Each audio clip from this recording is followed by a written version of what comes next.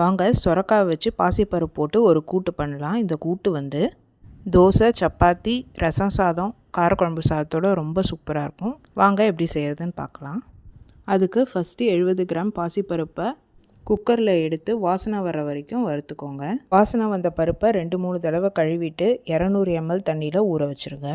இப்போ ஒரு ரஃபாக சாப் பண்ண வெங்காயம், தக்காளி, 5 பூண்டு, 1/4 டீஸ்பூன் மஞ்சப்பொடி, தோல் சீவி டீசீட் பண்ண சொரக்காய் க்யூப்ஸையும் சேர்த்து 5 விசிலுக்கு ப்ரெஷர் குக் பண்ணிடுங்க. ப்ரெஷர் ரிலீஸ் ஆனோடனே ஓப்பன் பண்ணி பார்த்தீங்கன்னா பருப்பு நல்லா மலர்ந்தும் காய் வந்து நல்லா டெண்டராகவும் குக் ஆகிருக்கு.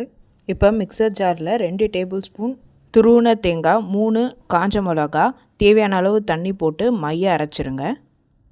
அரைச்ச தேங்காய் விழுத வெந்திருக்க காயும் பருப்போடு சேர்த்துருங்க.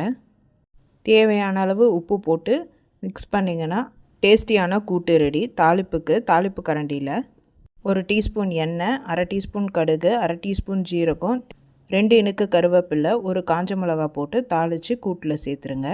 இந்த கூட்டை செஞ்சு பார்த்து நீங்கள் எப்படி இருக்குன்னு சொல்லுங்கள். Happy cooking, healthy living.